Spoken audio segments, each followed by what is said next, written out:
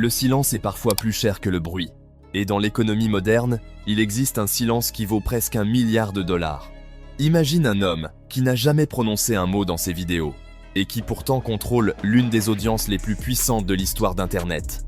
360 millions d'abonnés, des milliards de vues, une influence planétaire, et aujourd'hui, une décision qui pourrait bien redéfinir le futur du pouvoir numérique.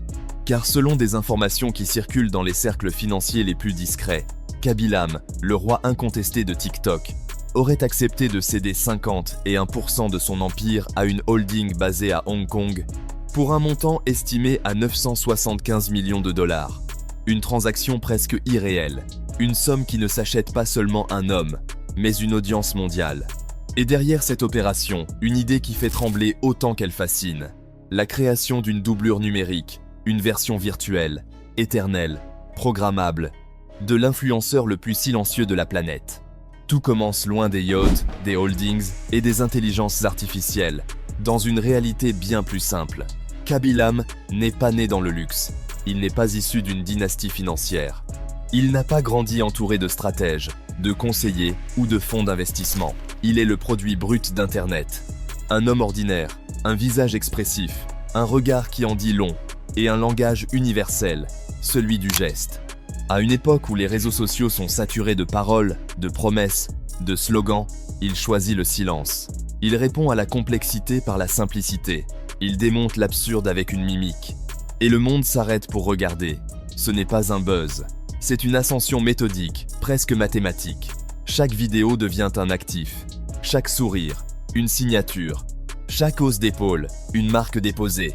Très vite, les chiffres dépassent l'entendement. Les abonnés s'accumulent comme des zéros sur un compte bancaire offshore. Les marques affluent. Les contrats se multiplient. Mais Khaby-Lame reste immobile, calme, presque immuable. Là où d'autres s'exposent, il se retire. Là où d'autres parlent, il observe. Et c'est précisément ce silence qui attire désormais les acteurs les plus puissants de l'économie mondiale. Car dans le monde du luxe et du capital, l'influence n'est pas une question de bruit, c'est une question de contrôle. Lorsque les premières rumeurs d'un rachat partiel commencent à circuler, elles sont immédiatement étouffées, trop grosses, trop audacieuses, presque indécentes.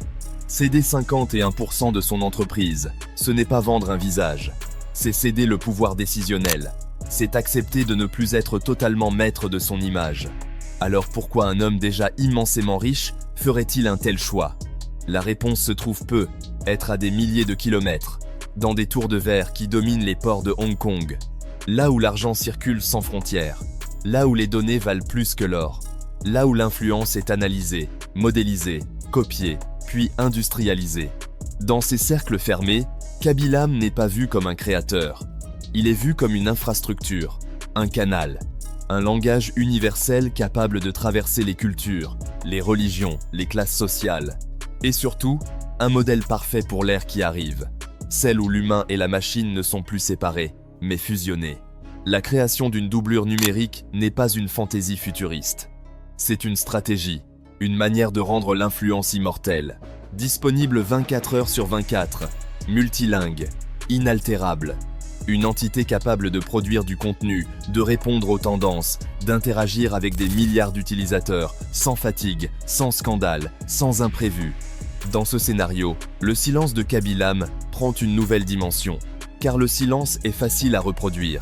Une mimique peut être modélisée, un regard peut être synthétisé, un geste peut être parfaitement imité par une intelligence artificielle. Là où la voix trahit, le geste protège. Et c'est peu être là que réside le génie involontaire de son ascension. Sans le savoir, il a construit l'influence parfaite pour l'ère de la duplication numérique. Mais céder 51%, ce n'est pas disparaître, c'est monétiser l'avenir. À près d'1 milliard de dollars, cette opération positionne Khaby-Lame dans une sphère qui dépasse largement celle des influenceurs traditionnels. Il entre dans le club fermé des actifs humains valorisés comme des multinationales. À ce niveau, chaque décision est stratégique, chaque apparition est calculée, chaque absence est intentionnelle. L'homme devient un concept, le concept devient une marque, et la marque devient une machine. Dans les coulisses, les analystes parlent déjà d'un nouveau modèle économique. Un modèle où les influenceurs ne vendent plus seulement des placements de produits, mais des licences d'existence numérique, où une personne peut être présente simultanément sur des centaines de plateformes, dans des milliers de campagnes, sans jamais être physiquement là. Pour les holdings asiatiques, habitués à penser à l'échelle du milliard, l'opération est limpide. Acheter Kabylam, ce n'est pas acheter un homme. C'est acheter un langage universel, prêt à être décliné à l'infini. Et pourtant, une question persiste. Que reste-t-il de l'humain lorsque l'image devient autonome, lorsque la version numérique peut produire plus que l'original, lorsque l'algorithme connaît mieux le public que l'homme lui-même? Dans ce nouveau monde, le luxe n'est plus seulement matériel, il est invisible, il est informationnel, il est algorithmique. Le vrai pouvoir ne réside plus dans les villas, les montres ou les supercars, mais dans la capacité à influencer sans être présent. Kabylam, par son silence, a peu être compris quelque chose que beaucoup n'ont pas encore saisi. Parfois, parler moins permet de vendre plus. Parfois, disparaître partiellement permet de durer éternellement. Et parfois, accepter de céder une part de contrôle permet d'entrer dans une dimension inaccessible au commun des mortels. Une dimension où l'on ne travaille plus pour l'argent, mais où l'argent travaille pour votre image. À mesure que les frontières entre réel et virtuel s'effacent, cette opération prend des allures de symbole. Le symbole d'une époque où les influenceurs deviennent des empires, où les réseaux sociaux deviennent des marchés financiers, où les gestes simples d'un homme ordinaire peuvent être valorisés à près d'1 milliard de dollars, et où le futur du luxe ne se porte plus au poignet, mais s'exécute dans des serveurs climatisés, quelque part entre Hong Kong et la Silicon Valley. Ce que nous observons ici n'est peut être que le début, car si Kabylam peut être dupliqué, d'autres suivront. Et lorsque les audiences comprendront qu'elles interagissent avec des entités hybrides, mi-humaines, mi-artificielles, le monde de l'influence ne sera plus jamais le même. Le silence, autrefois synonyme d'absence, devient alors la forme la plus pure de domination.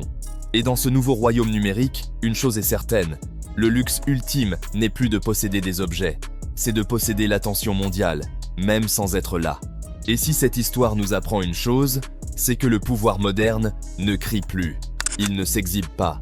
Il se dissimule derrière des gestes simples, des regards silencieux et des décisions prises loin des projecteurs. Kabylam, parti de presque rien, n'est peu être pas seulement devenu l'influenceur le plus suivi de la planète. Il est devenu le symbole d'une nouvelle aristocratie numérique, où l'attention mondiale vaut plus que n'importe quel palais, et où le silence peut être monétisé à hauteur de centaines de millions de dollars. En cédant une part de son empire, il n'a peu être pas vendu son image, mais acheter sa liberté. La liberté de rester rare, insaisissable, humain, pendant que le monde consomme son reflet. Dans un univers où tout est copié, accéléré et automatisé, le véritable luxe n'est plus d'être partout, mais de savoir quand se retirer. Et parfois, la décision la plus puissante n'est pas celle que l'on explique, mais celle que l'on laisse volontairement dans l'ombre.